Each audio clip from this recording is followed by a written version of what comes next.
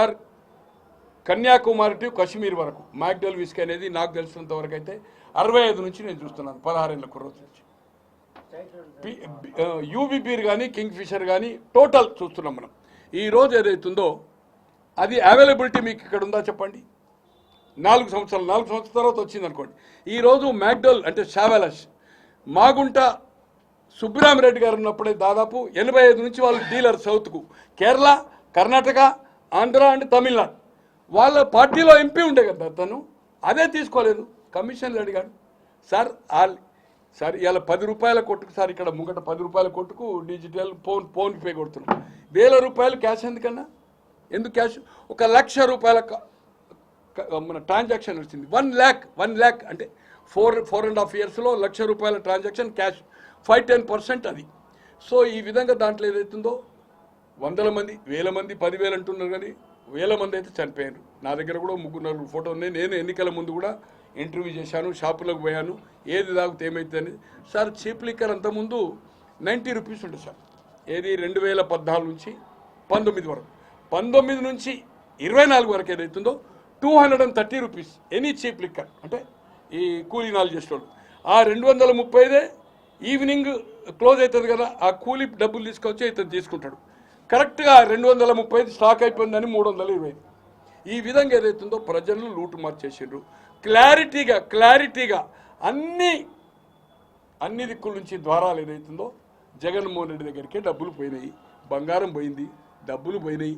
ఈరోజు ఎందుకు ఒక ప్రజాప్రతినిధి అనేవాడు సాలరీ తీసుకునే మంత్రి కావచ్చు, ఎమ్మెల్యే కావచ్చు, ఎమ్మెల్సీ కావచ్చు, కార్పొరేషన్ కావచ్చు ఏసీపీ కింద వస్తుంది సార్. రామచంద్రరావు అని మంత్రి ఉండే ఖైరతాబాద్లో జనార్దన్ రెడ్డి గారిని ఓడించి ఏదైతుందో పి జనార్దన్ రెడ్డి 83లో కార్మిక మంత్రి ఒక 10,000 ఛాంబర్లో పోయి ఏసీబీ తీసుకొని మంత్రి తీసేసింది సార్.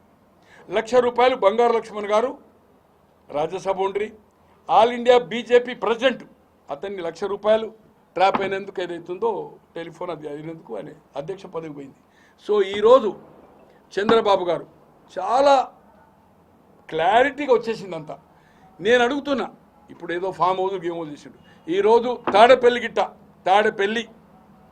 రైడ్ చేసింది అనుకోండి, బెంగళూరు ప్యాలెస్ అయితేనో ఆ స్టేట్ గవర్నమెంట్ పర్మిషన్ తీసుకోవాలి, ఇస్తుంది. అలాగే ఇడుపులపాయ అనుకోండి, హైదరాబాద్ అయితే ఏముండయి.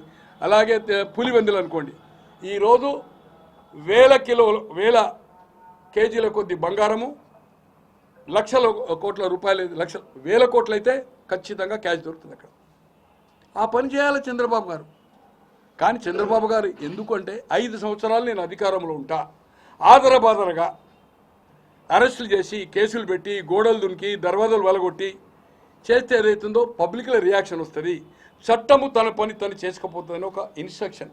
అంటే వాళ్ళ కార్యకర్తలు కానీ ఎమ్మెల్యేలు కానీ ఎందుకు ఇంకా చర్యలు తీసుకుంటలేని ఆతృత పడుతున్నారు. కానీ తను తొందరపడడం లేదు. ఇంకా 4 సంవత్సరాలు అధికారం ఉండడం ఖాయము. 1 by 1 టోటల్ కేసు ఎస్టాబ్లిష్ అయిన తర్వాత క్యాచ్ చేద్దామనే ఉద్దేశం ఉంది. కానీ ఆల్మోస్ట్ ఆల్ టోటల్ పర్ఫెక్ట్ అల్టిమేట్గా జగన్మోహన్ రెడ్డి దగ్గరికి పోయింది అనేది ఎస్టాబ్లిష్మెంట్ అయింది. ఇప్పటికైనా ఏదైతుందో నేను అనుకుంటున్నా నేను ఎవరితో చొచ్చి మాట్లాడతలేను. సెప్టెంబర్ లాస్ట్ వీక్ లోపల 100% అరెస్ట్ కావడం ఖాయము. 99.9. కొందరు అనుకుంటున్నారు బీజేపీ పర్మిషన్ ఇయ్యది. ఎందుకేది బీజేపీ పర్మిషన్? బీజేపీని ఎందుకు అడుగుతారు చంద్రబాబు గారు? రైట్, అక్కడ కూటమిలో ఉన్నాము, ఇక్కడ ఉన్నాము, ఈ రాష్ట్రానికి ఇతోధిక సహాయం చేస్తుండు కనుక ఒకసారి చెప్తాడు కేసు పొజిషన్ ఇది, హోమ్ మినిస్టర్ చెప్తాడు, ప్రైమ్ మినిస్టర్ చెప్తాడు. వాళ్ళు నో అనే అవకాశమే లేదు. నో అనే దే నోస్. మొన్న ఎన్నికల్లో కూడా ఆయన గురించి ఏం మాట్లాడినరో మనం చూసాము.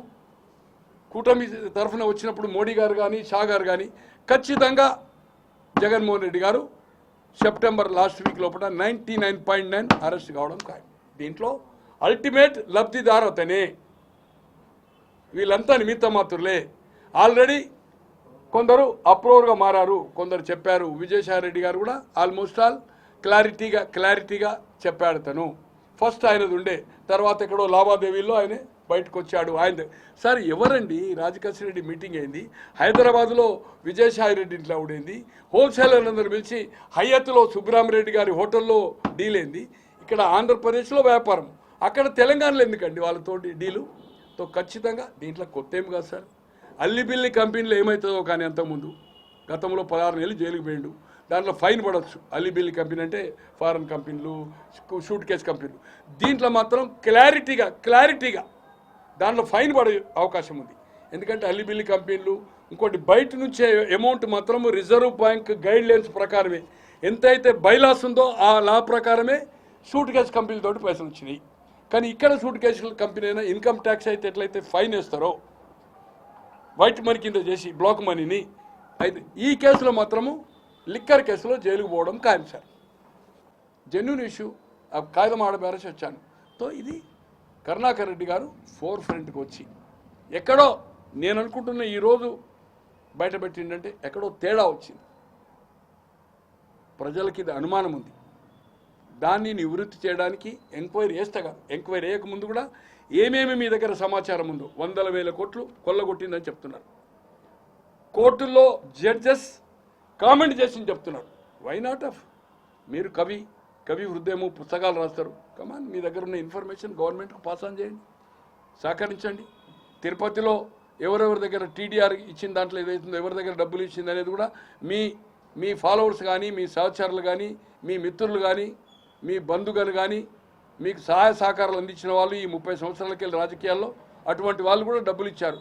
అది ఇన్ఫర్మేషన్ మీరు ఇవ్వండి తీసుకొని. అప్పుడు మిమ్మల్ని ఏదైతుందో నీతివంతుడిగా ప్రజలు గుర్తిస్తారు. ఆయనను అరెస్ట్ చేస్తే ఏం పీకలేడు సార్. పర్ఫెక్ట్ కేసు ఉంది సార్. పర్ఫెక్ట్. ఇంకోటి సార్, గూగుల్ లుక్అవుట్ ఉంది సార్. ఇలా ఎట్లయితే మర్డర్ది వివేకం ఉందో ఈయనది కూడా మొత్తం అక్కడనే కదా సార్. కృష్ణమోహన్ రెడ్డి ఆయన పేరేంది, వాళ్ళు ఉన్నారు కదా ముగ్గురు. ఇప్పుడు ఆయన పేరేంది, ఆడిటర్ పేరేంది, ముగ్గురు అరెస్ట్ అయింది కదా. ఎక్కడో మైసూర్లో గెస్ట్ హౌస్ అరెస్ట్ అయింది కదా.